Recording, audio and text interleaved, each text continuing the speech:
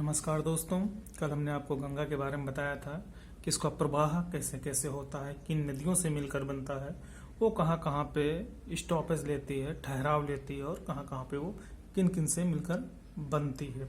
जैसे गंगा अलकनंदा और भागीरथी से मिलकर बनती है। तो इसकी हम आज पढ़ेंगे शार्ट ट्रिक। ये वीडियो बहुत संक्षिप्त होगा, बस आपको हम बताएंगे पंचप्रयाग और उससे मिलने वाली नदियों के बारे में। हम टुकड़ों में पढ़ेंगे और धीरे धीरे आगे की ओर अग्रसर होते जाएंगे। तो आज हम ये पढ़ेंगे मंदाकिनी, पिंडर, नंदाकिनी, धौली गंगा, रुद्रप्रयाग, कर्णप्रयाग, नंदप्रयाग, विष्णुप्रयाग।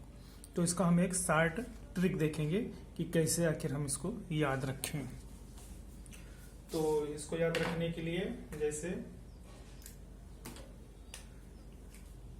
पहले क्या होगा, मंदाकिनी, मंदाकिनी। अब यहाँ पे चार होंगे, मंदाकिनी होगा, पिंडर होगा, अभी मैं इसको बताऊंगा, पिंडर होगा और नंदाकिनी होगा, नंदाकिनी होगा। और उसके बाद धौली गंगा, धौली गंगा।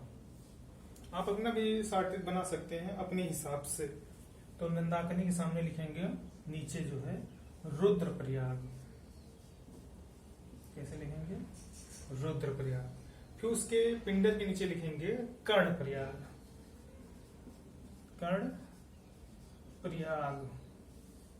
नंदाकिनी के नीचे लिखेंगे नंदप्रयाग, नंदप्रयाग।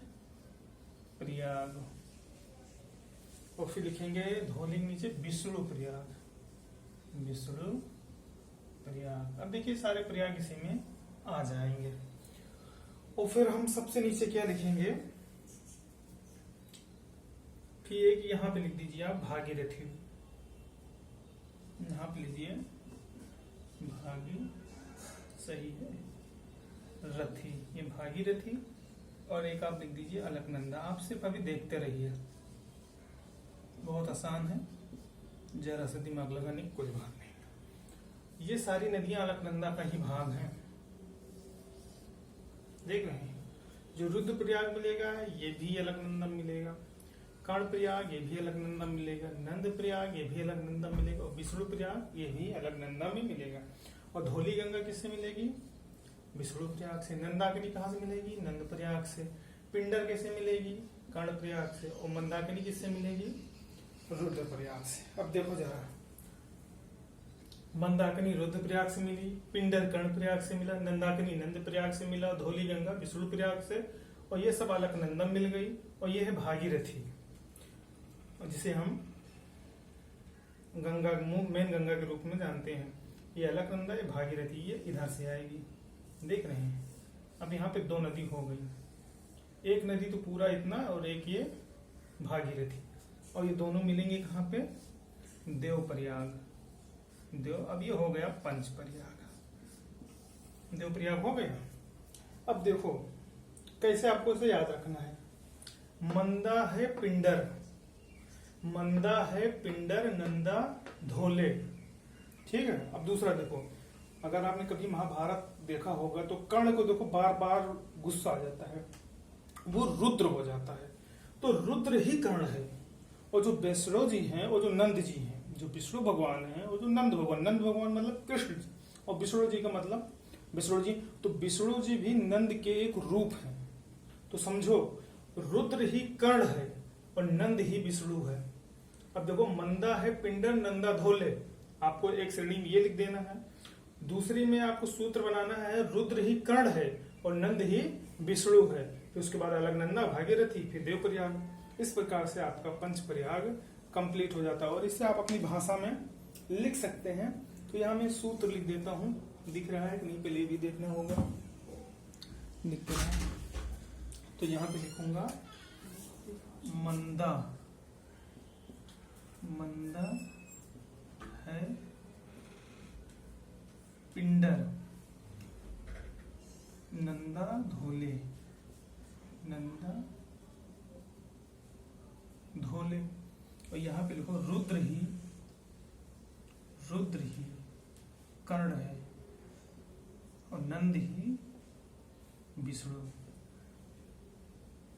अब देखो, ये हुआ मंदाकिनी, ये हुआ पिंडर, ये हुआ नंदाकिनी और ये हुआ धौली गंगा।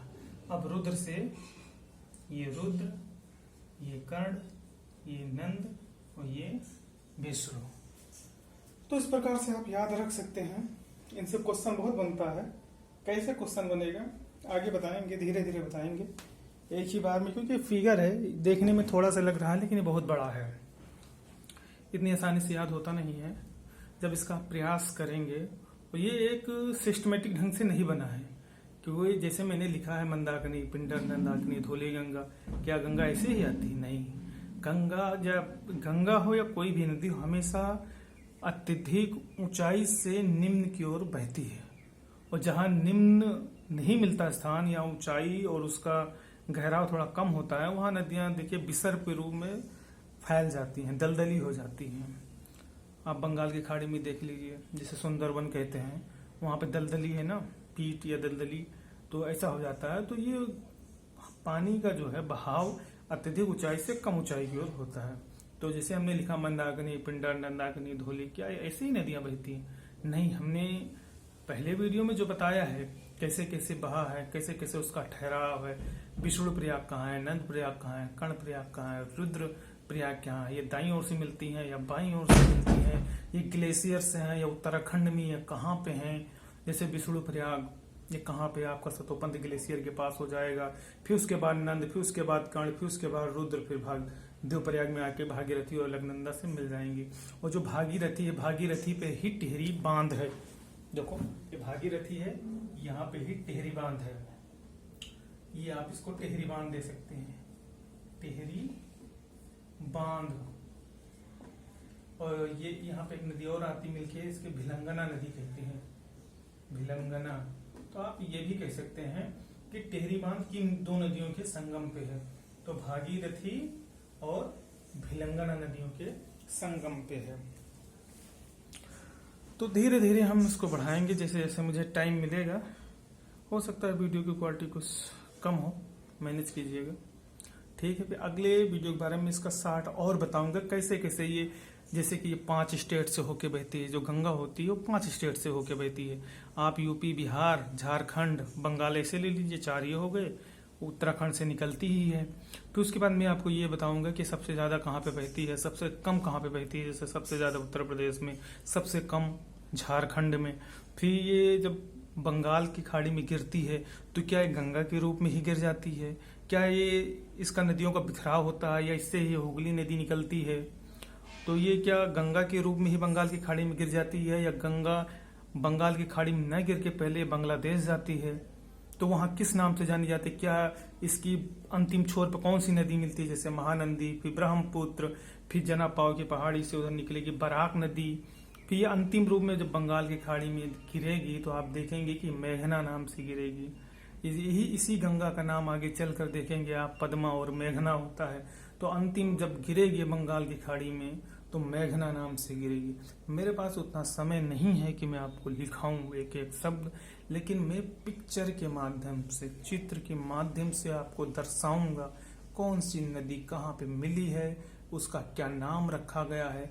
फिर ये सफर में आपको बंगाल की खाड़ी तक ले चलूंगा। फिर आप देखेंगे कि हुगली नदी से लेके पद्मा के बीच का जो क्षेत्र, दलदली क्षेत्र है, जहाँ पे सुंदरी नामक वृक्ष बहुत ज्यादा पाए जाते हैं। ये क्या होता है, पानी से ऊपर थोड़ा से निकले हुए होते हैं। आप देखेंगे कि पानी का बहाव आता है तो झोंके को भी कम करती हैं, लहरों को भी कम करती हैं। सुंदरी वृक्ष के कारण ही इसे सुंदरवन नाम दिया गया है, जो कि बहुत बड़ा, विश्व में सबसे बड़ा है। इसमें ब्रह्मपुत्र भी नदी मिलती है, उसका क्या स्टोरी है, वो कैसे कैसे आती है, उसमें कौन कौन से मिलता है, सारी बातें बताऊंगा। लेकिन ये लिखित रूप में नहीं होगी, ये एक चित्रात्मक रूप में होगा। आपको मैं चित्र के माध्यम से बताऊंगा। बाकी आप अपनी भाषा में, अब उसको अपने तरन्नुम में आप उसको ढाल सकते हैं। ठीक है, मिलते हैं अगले वीडियो। नमस्कार।